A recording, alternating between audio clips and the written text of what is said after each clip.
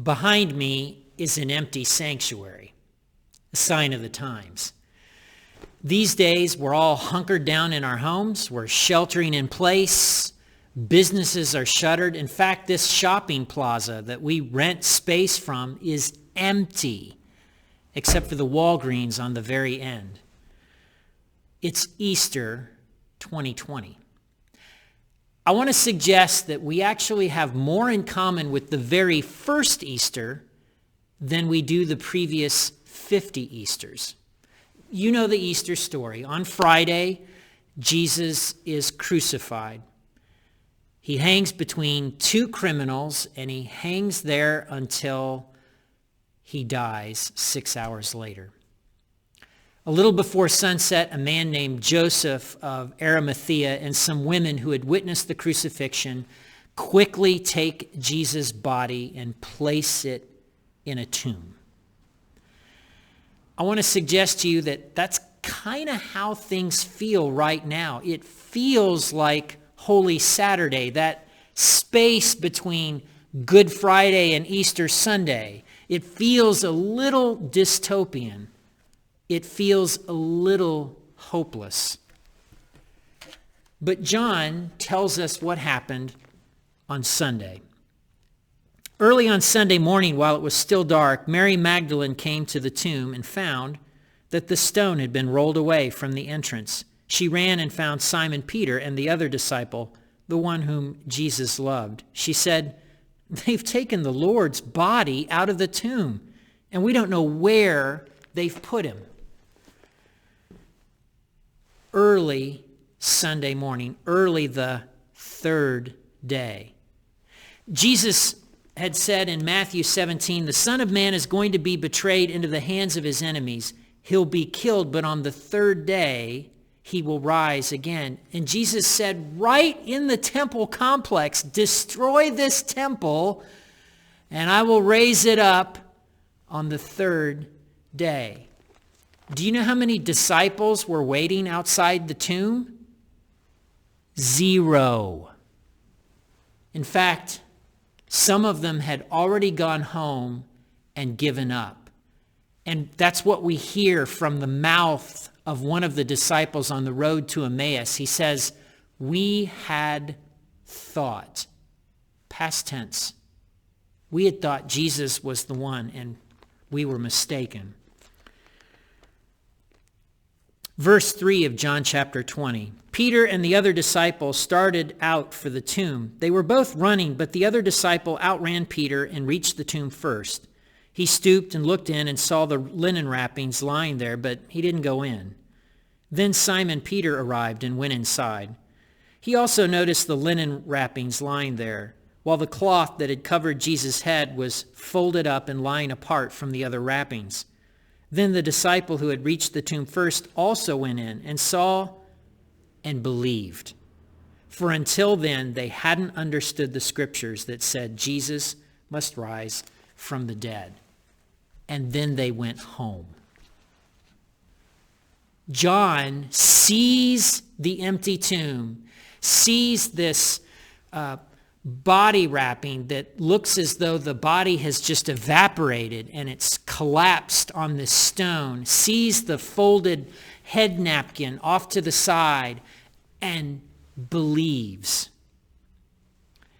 But they still didn't understand everything. They still didn't understand the implications of the resurrection.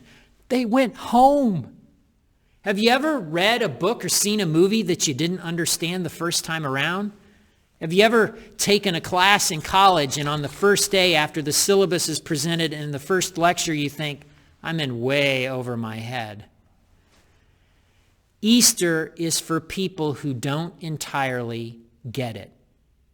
And Easter is for people who don't deserve it. Mary Magdalene, one of the first people to the tomb, had had 7 demons cast out of her. She had a past.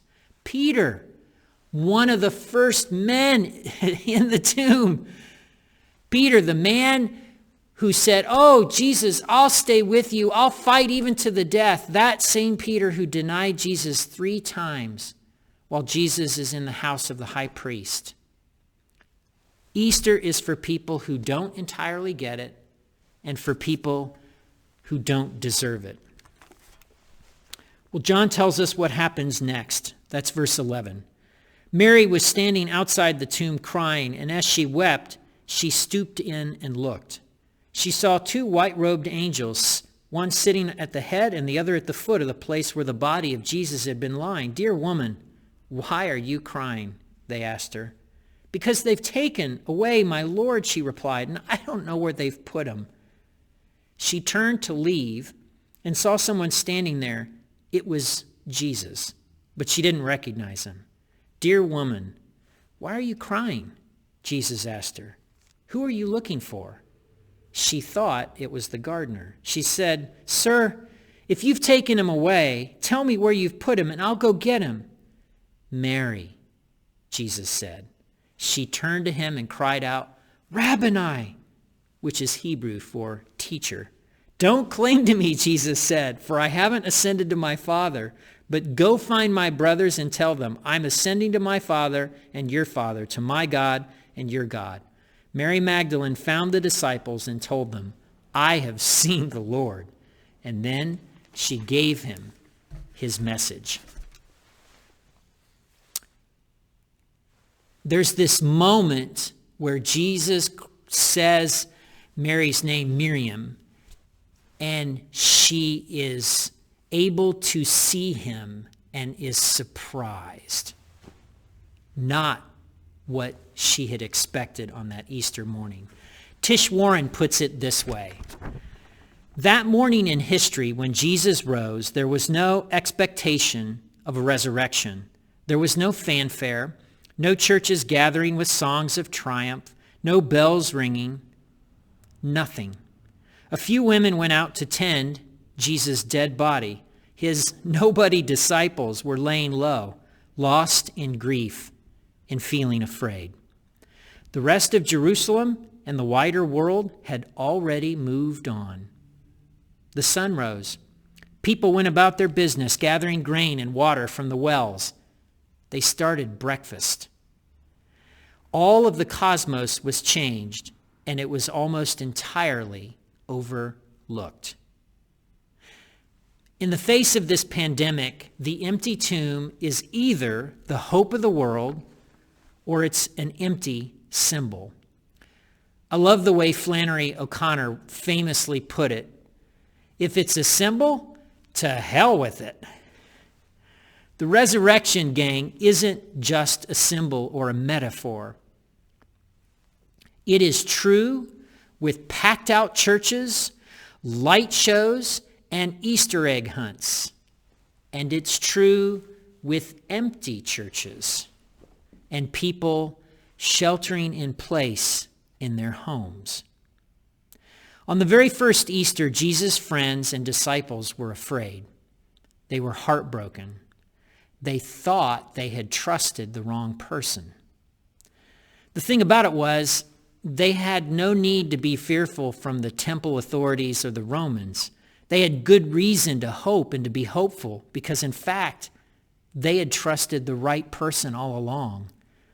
Jesus, the Messiah, who was born of the Virgin Mary, suffered under Pontius Pilate, was crucified, dead, and buried, and who rose again on the third day. Because Easter is what it is, you've got some decisions to make. Will I trust this Jesus to save me from sin and death, and will I make him my king? Given everything that's gone on in the last 30 days all around us, who would you rather have running your life? You or Jesus? Who would you rather have running the world?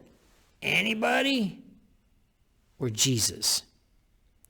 On the very first Easter, Mary Magdalene, Peter, and John show us that trusting Jesus is not a mistake.